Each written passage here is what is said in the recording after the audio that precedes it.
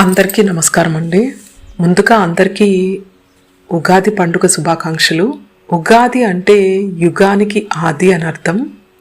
అందుకే ఈ పండగకు యుగం ప్లస్ ఆది యుగాది లేదా ఉగాది అని పేరు వచ్చింది.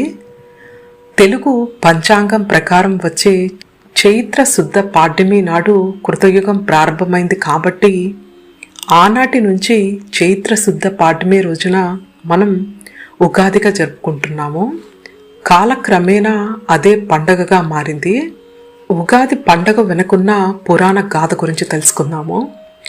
శ్రీ మహావిష్ణువు వేదాలను అపహరించి సోమకుని వధించి ఆ వేదాలను బ్రహ్మదేవునికి అప్పగించిన శుభ తరుణాన్ని పురస్కరించుకున్న విష్ణు ప్రీత్యర్థం ఉగాది పండుగ జరుపుకోవడం ఆనవాయితీగా వచ్చిందని పురాణ ప్రతీతి.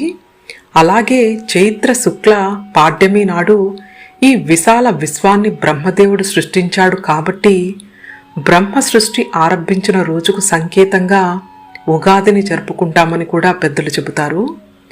వసంత ఋతువు ప్రారంభంలో వచ్చే ఈ ఉగాది పండుగను ప్రధానంగా ప్రకృతి పండుగగా మనం భావిస్తాము. ఎందుకంటే శిశిర ఋతువులో ఆకులు రాలిపోయి చెట్లన్నీ మోడుగా మారుతాయి. వసంతం రాగానే కొత్త చిగుళ్ళు తుడిగి ప్రపంచమంతా పచ్చగా మారినట్లు కనిపిస్తుంది. అందుకనే ప్రకృతి పరవశించే సమయంలో జరుపుకునే పండగే ఈ ఉగాది. ఉగాది పండగ రోజు వేకువనే నిద్రలేచి అభ్యంగన స్నానం చేసి నూతన వస్త్రాలు ధరించాలని మామిడి తోరణాలు పూలమాలలతో ఇంటి గుమ్మాలను అలంకరించుకోవాలని అంటారు. షడ్రుచుల ఉగాది పచ్చడిలోని అంతరార్థం గురించి తెలుసుకుందాము. ఉగాది పండగలో ప్రధానమైనది ఉగాది పచ్చడి. తీపి, కారం, చేదు, పులుపు, వగరు, ఉప్పు వంటి షడ్రుచుల సమ్మేళనమే ఈ ఉగాది పచ్చడి.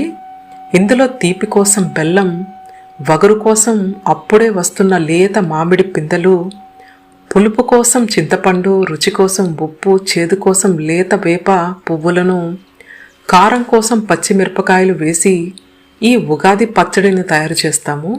ఇలా పచ్చడి చేసుకోవడం వెనక గల అంతరార్థం ఈ సంవత్సరం అంతా మన జీవితంలో ఎదురయ్యే కష్టసుఖాలను సమానంగా స్వీకరించగల స్థితప్రజ్ఞతను సాధించడమే. ఉగాది పచ్చడిని దేవుడి వద్ద ఉంచి పూజ చేసి పిండి వంటలు వంటి నైవేద్యాలు సమర్పించి అనంతరం మొదటగా ఉగాది పచ్చడిని స్వీకరించాలి.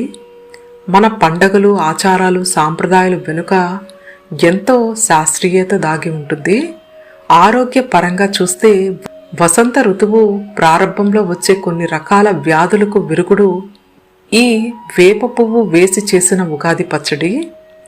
మామిడి చెట్టుకు కొత్తగా వస్తున్న మావి చిగురులను తిని కమ్మగా గానం చేసే కోయిల గానం వసంత ఋతువు ఆరంభాన్ని తెలుపుతుంది. ఇక ఉగాది సాయంత్రం తెలుగు రాష్ట్రాల్లోని అన్ని ఆలయాల్లో పంచాంగ శ్రవణం కన్నుల పండుగగా జరుగుతుంది. పంచాంగ శ్రవణం ద్వారా నూతన సంవత్సరంలో గ్రహగతులు ఎలా ఉన్నాయో, దేశంలో పంటలు ఎలా పండుతాయో, వర్షాలు ఎలా కురుస్తాయో, దేశంలో యుద్ధాలు వంటివి జరిగే అవకాశాలు ఏమన్నా ఉన్నాయా అనే అంశాలను తెలుసుకోగలుగుతాము. అలాగే మన వ్యక్తిగత గోచార ఫలితాలు, గ్రహగతులు వంటి విషయాలను కూడా తెలుసుకుంటాము. ఇలా తెలుసుకోవడం వలన ఏమైనా గ్రహాలకు పరిహారం చేసుకోవాల్సి వచ్చినా ముందుగా చేయించుకోవడం వలన గ్రహగతుల వలన కలిగే బాధ నుంచి ఉపశమనం పొందుతాము. ముఖ్యంగా మన తెలుగు పండుగలు మన సంస్కృతి సాంప్రదాయాలకు ప్రతీకలు. అంతేకాదు పండుగ 10 గండాలను పోగొడుతుందని పెద్దలు అంటారు. మనకు ఉన్నంతలో ప్రతి పండగను సాంప్రదాయబద్ధంగా జరుపుకోవడం ద్వారా మన పిల్లలకు ఏ పండగ ఎలా జరుపుకుంటున్నామో తెలుస్తుంది.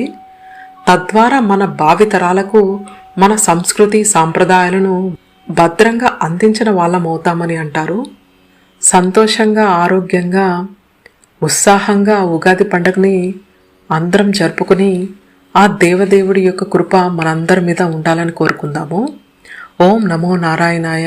ఓం నమో భగవతే వాసుదేవాయ. గోవిందా హరి గోవింద్.